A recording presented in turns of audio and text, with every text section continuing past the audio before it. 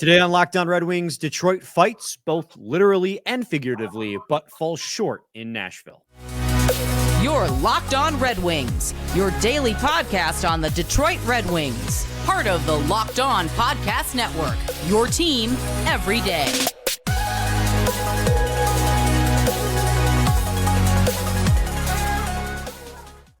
Welcome back to the Locked On Red Wings podcast. We are your hosts, Brian Fisher and Scotty Bentley. I'm a podcast producer for the Daily J, a WWJ News radio podcast. Well, Scotty's host over at Locked On Tigers, as well as a freelance journalist for the Detroit News. And today's episode is brought to you by GameTime. Download the GameTime app, create an account, and use code Locked On for $20 off your first purchase. Scotty, happy Monday. How do I dare ask how your weekend was? Sunday was interesting, but we're here now. It was good. A lot of basketball.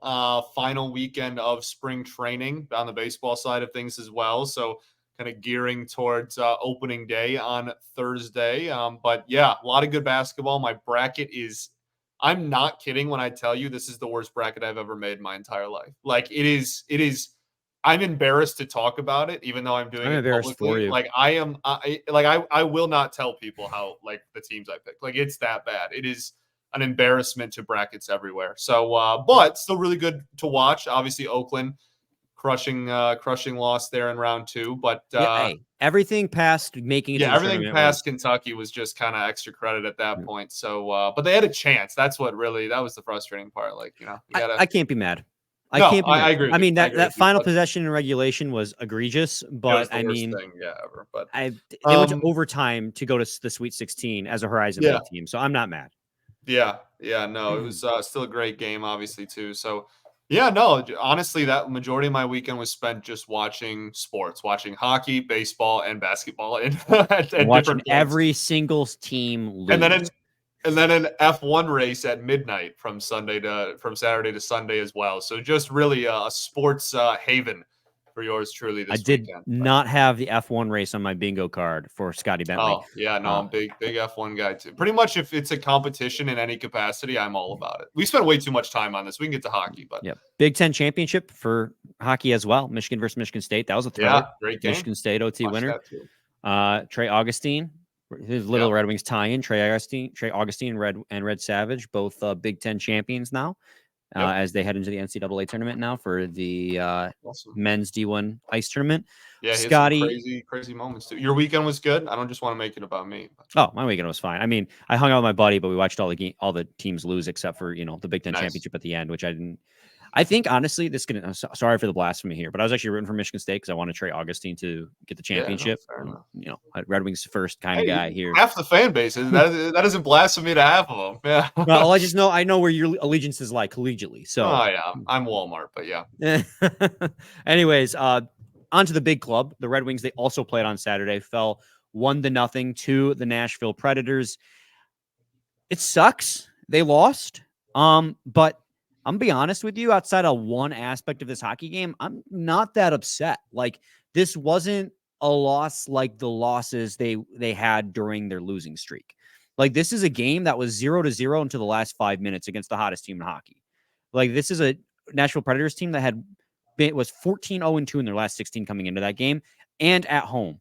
And the Red Wings were 0-0 with them and had some great chances throughout the hockey game. So I honestly, they lost, but I'm not upset about how they lost whatsoever. It stung that they, gave up the lead, and we'll talk about that goal they scored because I have thoughts on the way they played defense against that goal. But I thought everything up until that point, like it was two teams going back and forth up and on the ice, getting some great A opportunities. And I thought the second period in particular, the Red Wings had some fantastic chances and just couldn't bury them. And I mean, yes, that's been a little bit of an ongoing problem, but I thought they looked good against a very hot hockey team. And I thought it was an encouraging sign that now they won against Columbus. They beat up on the Islanders, and then they played really tight and barely lost to the Predators. It felt kind of like a playoff atmosphere. Obviously, with just a dozen games left, you need as many points as you can get, but it encouraged me that going into Washington, they're going to show up, and I just pray that that's true. But the loss sucks, but I was encouraged by what I saw. I'm sorry that I won't come on here and bash the team, but I was like, dang, this was a good game. Yeah, it was great hockey game for starters, just from a if you were, which I can't imagine too many people listening to this show were, but if you did happen to be a third party, like not a fan of either of these teams and just watching the game, I think it was a really, really, physical, low scoring. Some people don't like, but I do. And I thought that this was a really competitive game, which I think goes to your point for sure. We can get more into the bigger picture stuff, I guess, at the end, in just terms of like where they stand in the standings and whatnot. But like this game was always kind of, I don't know. I want to pick my words carefully. I don't want to say like extra credit or like it just like didn't matter. Obviously, a win here would have been absolutely huge. You still would have, been hanging on to a wild card spot if you were able to pull it out, and that obviously matters. Every game matters from here on out. But this game it was sandwiched in between two games that mattered a whole lot, right? Like you have the Islanders game, and then obviously we will talk about tomorrow and preview Tuesday's game against the Capitals, which is without a shadow of a doubt the biggest game of the season. And so, you know what I mean? Like it would have been nice to have that cushion to go into the Capitals game with, you're on a W2 and you beat two good teams and one of them in the wild card picture, going into this game. But, it didn't like completely derail the season, the loss. Like if you go out there and you beat Washington, you're, kind of right back where you were before this game anyway. And again, it'd be a lot different if it was a 6-0. Oh my goodness, they look like they did when they were losing a lot. But that wasn't the case. I agree with you. I think that this was a much more competitive and kind of hard-nosed, hard-fought hockey game. So I'm not great. Maybe it's better if I like disagree with you and scream at you. But like I agree that this loss, because of the manner on the ice and the situation off the ice, wasn't like the most heartbreaking thing in the world to me. Yeah, absolutely. There it is. Oh, absolutely. That's how I transition. Absolutely. Scotty, we got to do difference makers. You know what's funny? For a 1-0 game, I think you can think of 3 or 4 different difference makers in terms of players or moments. I'm going to go to you first, because whatever you say, I'm going to have something different I can come back with, because there's just so much I could talk about. Yeah, so my difference maker is going to be goaltending in this game. I'm going to go with Jusso, and I know that's Jusso. Sorry, Lion. I have the whole depth chart in front of me, and I just saw Jusso's name and said it out loud. Lion had a fantastic game, I thought, and I'm sure that you will address the offense a little bit more, obviously, and if you don't in your difference maker, we will. It's obviously at some point. Getting shut out is never a good thing. That's a really easy thing to point to. Hard to win when you can't score, but the only reason that this game was close, despite getting shut out in the third period and was tied for most of the hockey game, was because of how fantastic of a game Alex Lyon had. So he's going to be my difference maker, kind of in a positive light. I know sometimes in losses I like to throw out like negative things for my difference maker. Yeah. This is in a positive light. Lyon was so good that despite getting outshot by 10 and whatnot, the Wings were able to have a chance to win all the way up until the very end. Yeah, I mean, Alex Lyon, it's kind of a shame too, right? Like the Red Wings have won, the last 3 games they've won have been games in which James Reimer has been in net. And we've talked very publicly about like they've been winning with Reimer in net, but Reimer hasn't looked confident. Like he's looked kind of panicky and scrambly, but they've been getting the wins. And we talked about how we really needed Alex Lyon or even James Reimer. It doesn't matter. One of the two of them to come out and have a solid game to help build that confidence. And Alex Lyon gave you that bounce back game. Like this was his best game and the sharpest he's looked in a long time. Probably in March. Like, is that ridiculous? Oh, best game in March for sure. Like without a doubt, maybe his best game since February. He had a sub 900. Right. It sounds shocking to know because they won so many games in February, but he had a sub 900 save percentage in February as well. Like this is his best game in a long time. He made 31 saves. He only got beat on a shot from Philip Forsberg in a dangerous area through a screen because three players just swung their sticks and nobody thought to play physical. We'll talk about that. I loved what I saw to Alex Lyon, and it's a shame they couldn't give him the W because he really deserved it. But I mean, I think that also goes to show how much Jussi Saros, because, Alex Lyon, I didn't have down as a difference maker. I would have if they had won, but I did have Jussi Saros down as a difference maker. And that's solely because, he shut the Red Wings out. And the Red Wings had a lot of really, really good opportunities in this hockey game to score where like they were the cycling down low to high. the thing that they've done very good to score goals, like behind the net to the front of the net, or from behind the net to a forward break or defenseman breaking in from the point to the top of the circle. Like those are their high danger shots they've been scoring on. That's how Dylan Larkin scored the other night, right? That's how Lucas Draymond scored both of his goals in the comeback victory over Columbus. Passes from behind the net out front. That's how the Red Wings score. They had 3, 4, 5 of those attempts in this hockey game on only 22 of their shots. And Jussi Saros saw all of them and stopped all of them. Jussi Saros goalied the Detroit Red Wings, and that's, in my opinion, is my difference maker as to why they lost. Now, there's one other thing that could have been our difference maker, an honorary mention. If you had mentioned Jussi Saros, I was going to go with this, but I'll save that for segment 2 as the honorary difference maker. That's called a teaser, folks. It's called a tease. I'm getting good at it. So we are locked in on Locked On Red Wings. Stay tuned to segment 2. Okay. Scotty, today we are brought to you by GameTime. GameTime is the only ticketing app that gives you complete peace of mind with your purchase. See the view from your seat before you buy, so you know exactly what to expect when you arrive. All-in prices show your total up front, so you know you're getting a great deal before you buy. Buy tickets in seconds with just 2 taps. They're obsessed with finding ways to help you save money on tickets. GameTime has deals on tickets right up to the start of the event and even an hour after it starts. It's the place to find last-minute seats. Find exclusive flash deals and sponsored deals on tickets for football, basketball, baseball, concerts, comedy, hockey, so much more. And with zone deals, you can pick the section and GameTime picks the seats for big-time savings. And the GameTime guarantee means you'll always get the best price. If you find tickets in the same section and row for less, GameTime will credit you 110% of the difference. You take the guesswork out of buying tickets with GameTime. Download the GameTime app, create an account, and use code LOCKEDON for $20 off your first purchase. Terms apply. Again, create an account and redeem code LOCKED ON for $20 off. Download GameTime today. Last minute tickets, lowest price, guaranteed. Segment 2, Locked On Red Wings podcast. The honorary mention notable difference maker in this game, the one that went unmentioned, but I think it carries just as much weight as the goaltending performances in this game, is the lack of power play scoring. Red Wings had 3 power play attempts. This has kind of been an ongoing trend, right? At a certain point in the season when the Red Wings were kicking butt and taking names, they had a top 10 power play and penalty kill. Well, since then, that power play and penalty kill has dropped off significantly. They're still scoring on the power play, like once every 4 or 5 chances, but not every game you're going to get 4 or 5 power play opportunities. And yeah, we could talk about the refereeing and some obvious calls I felt were missed, but you were still given 3 power play chances to the Predators 1.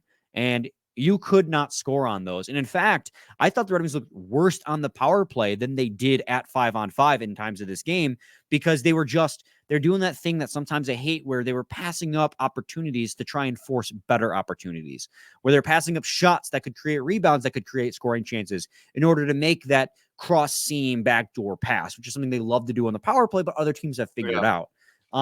So if you want to talk about a difference maker, being given 3 power play opportunities, and yes, of course, Jussi Saros was fantastic, and that doesn't help, but you have the best opportunity to beat Jussi Saros on a power play where they're down a man, and the Red Wings could not convert on 3 opportunities. And that really kills any opportunity to win this game, no matter how good they may have looked at 5-on-5.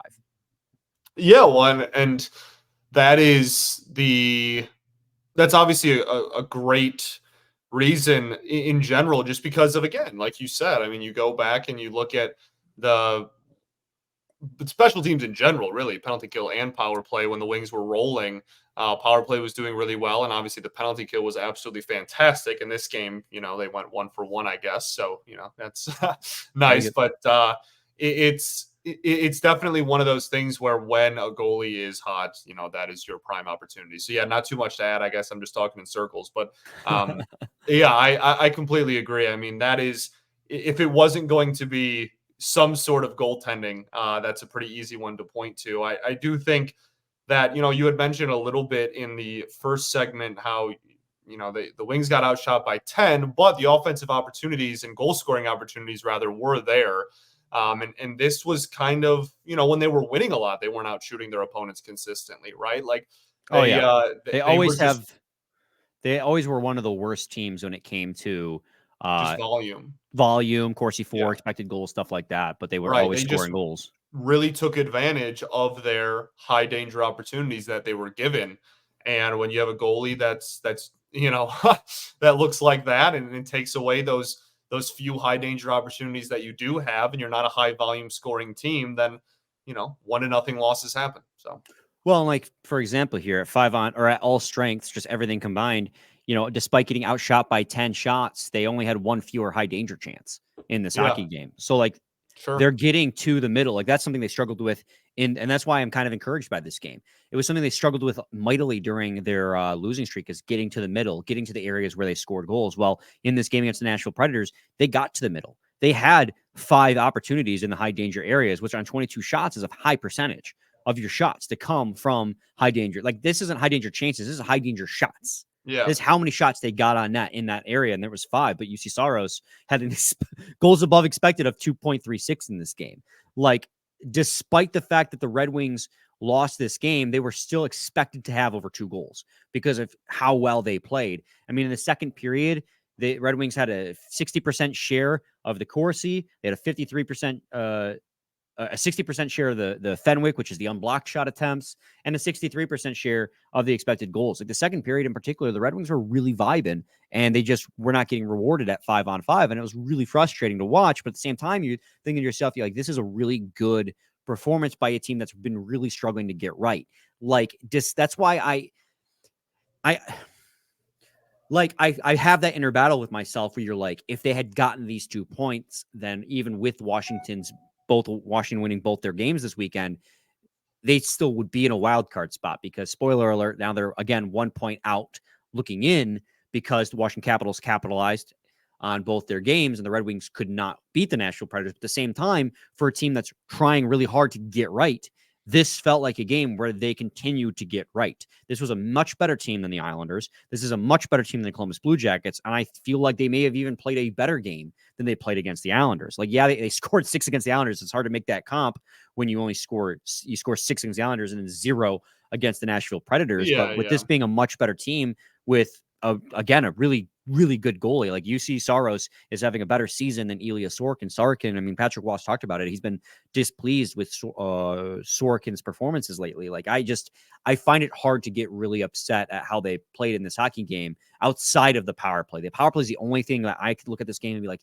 man, that sucked.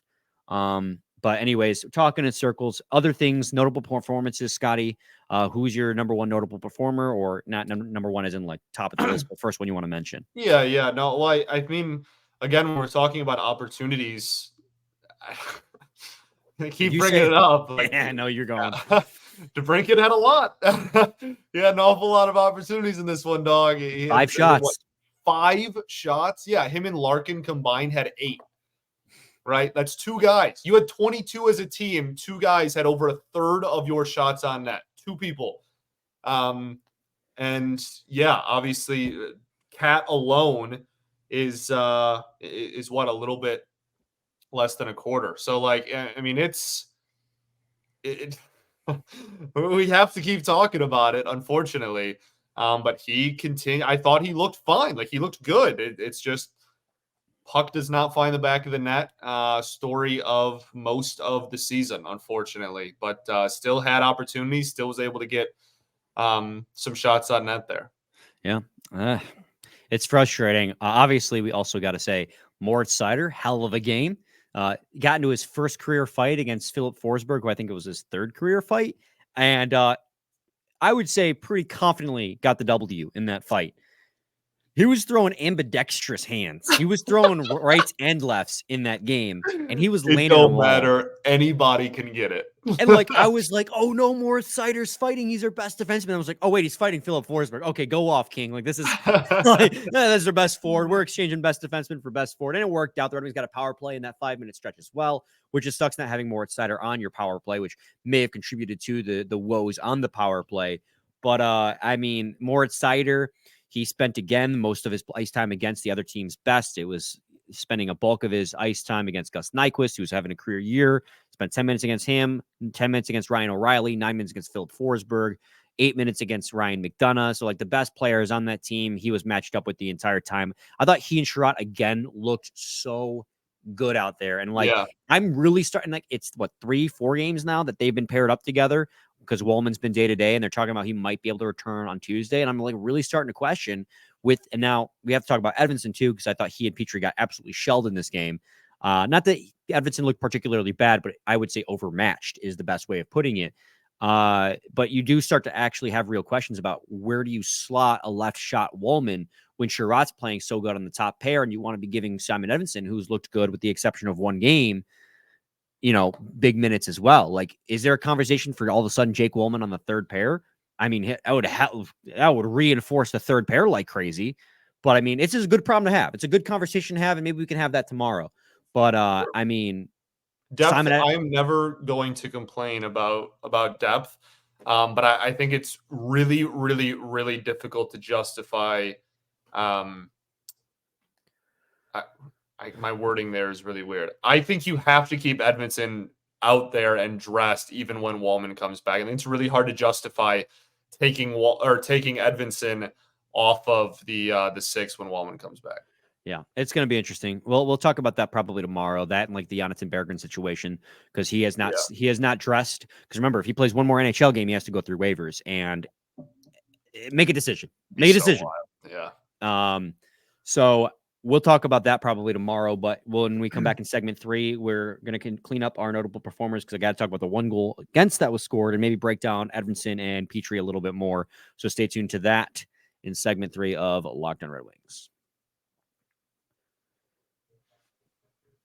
Today's episode is sponsored by Sleeper. It's almost got to update this. It's well past the halfway point of the NHL season, closing in on the end here, and the Red Wings are just barely on the outside looking in with a big game coming up on Thursday. But regardless of where they are in the current standings, I want to remind you that you can win big by playing daily fantasy hockey on Sleeper, the official daily fantasy app of the Locked On NHL Network. Sleeper is the #1 choice for daily fantasy sports, and especially daily fantasy hockey, because with Sleeper, you can win 100 times your cash in daily fantasy hockey contests.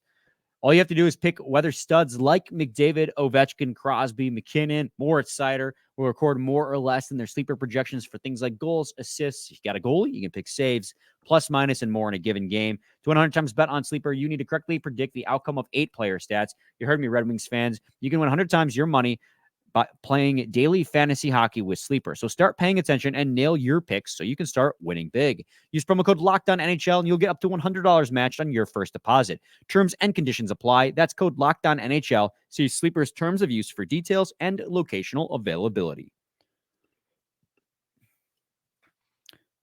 Segment 3, Locked On Red Wings podcast. I want to talk a little bit about Simon Edvinsson because, rookie. We want to see how he does after every single game. And I teased it a little bit in segment 2. I thought this was probably the first game in which that pair looked a little bit overmatched, and they weren't even playing against they were playing big minutes still. The competition, the quality of the competition they were facing was lessened than other games, I felt. So Edvinsson ended up taking 22 shifts, 18 minutes, which is healthy minutes for a rookie playing on a second pair. No power play time, no penalty kill time. There's only one penalty kill in the entire game. But, I mean, they got killed in shot attempts.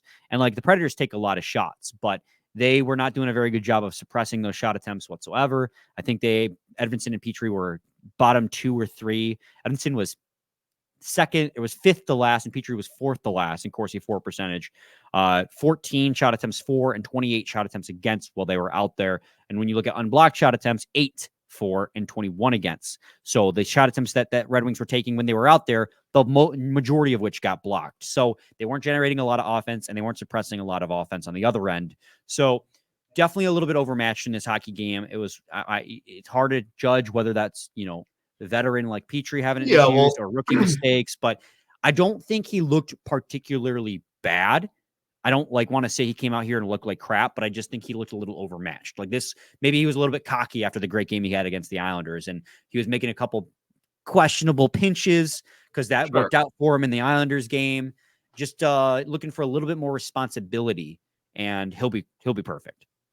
Yeah, I still, I guess somewhat repeating myself, but I still I didn't see anything in this game that made me go, oh, wow, like he's not ready for this at all. And when Wallman comes back, I want him out of here. We've talked a lot. Was that last week? We had the conversation about who to pair with Edvinsson at, when everybody's at full health. Well, it wasn't this week. Right.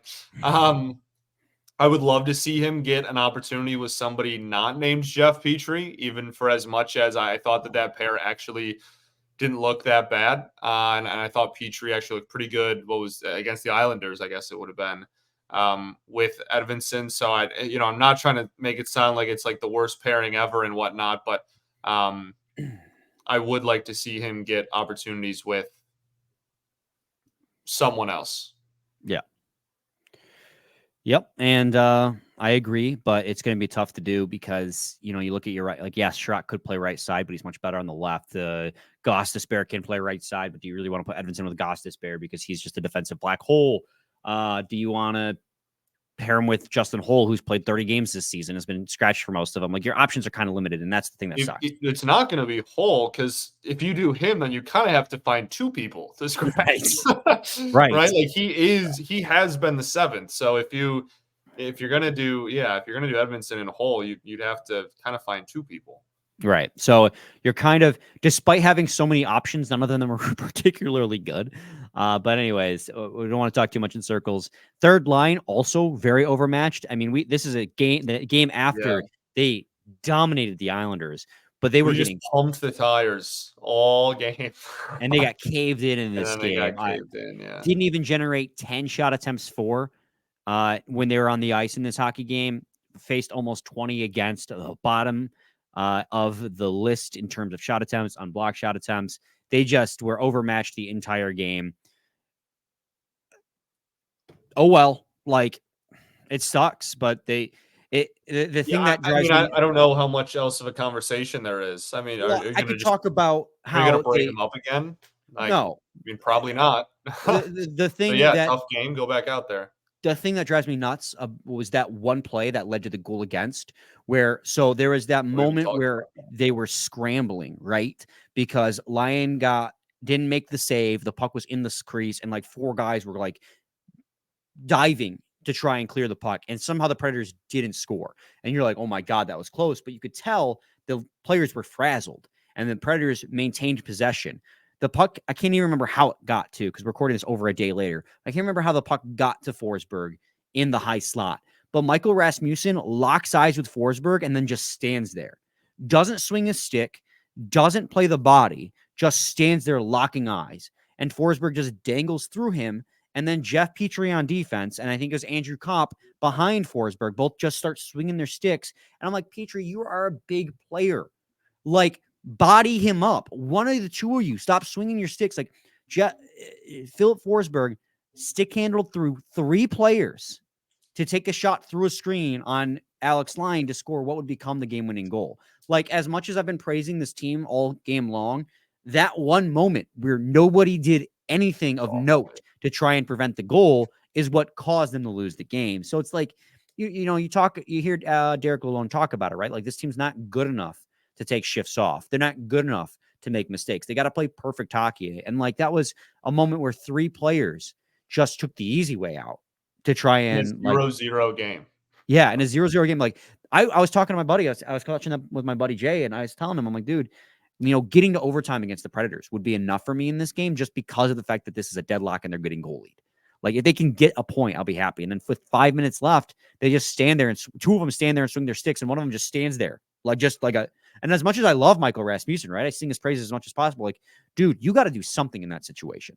Like, you can't just stand there and lock eyes with him. It's like he was trying. It's almost like he was waiting for Philip Forsberg to come at him to then play the body, but instead he just stood there and let Philip Forsberg dangle through him. I'm like, so yeah, the third line got absolutely bodied in this hockey game, and then they got embarrassed on the goal against. Sure did. But again, I mean, outside of that one moment that cost them the game, I thought it was a good game. They fought figuratively and literally. It was encouraging to see, and I think that it's encouraging going into Washington, knowing that Washington won both their games. They won a 6-5 thriller against the, or 7-6 thriller against the Canes in a 7-6. shootout. I think both Aho and Milano had dueling hat tricks in that hockey game. Absolute insanity. And then they beat the Jets 3-0. So 2 big wins for the Washington Capitals team. A Capitals team that is minus 26 on the season for goal differential, by the way. But if you're the Red Wings, like, yes, obviously staying above the Capitals is huge. Who are now 1 point above you in the standings, and you have you on the outside looking in, and they have a game in hand. Big game on Tuesday, which we'll preview tomorrow. But really, if you're the Red Wings, what you want to do is stay above the 3rd place in the Metro. Because if you can stay above 3rd place in the Metro, or get above and then stay above 3rd place in the Metro, you don't have to worry about the Metro teams taking a wild card. Because any team that's going to jump into the wild card will instead take advantage to, jump into the Metro. So the Red Wings are currently 3 points trailing the Philadelphia Flyers for 3rd in the Metro. And so the Metropolitan Division, the Flyers are losing currently as we record this 3-1 with 4 minutes left to the Panthers. So you'll have a game in hand on the Flyers, 3 points back. So if you can surpass the Flyers for 3rd in the Metro, that'd go a long way. Deal. But that's tough to do with just 11 games left. On the other hand, the Islanders again, all eyes are to Tuesday, man. That's gonna be it's gonna be a massive hockey game. Oh, just start winning. I wish they could have won against Nashville, but I'm not too pissed off about the fact that they lost. Yeah, no, I agree. I'm not trying to make it sound like it's just like okay and nobody should care that we lost. That even though that's like obviously not what I'm saying. But again, all eyes. If you walk out of this 3-game stretch of Islanders, Preds, Caps with wins, regulation wins over. What I guess doesn't matter, just wins period over the Islanders and Capitals, and your only losses to Nashville in the middle there. I think people are going to live with that. Yep. So let's get the win Tuesday. Let's. Scotty, any final thoughts? I don't think so, man. We ball. We'll be back with a new episode tomorrow, previewing the Capitals and probably talking a little bit at rookies. So stay tuned for that. Well, Bergen's not a rookie, but you know what I meant. Same time, same place. It's your team. Every day. Every day.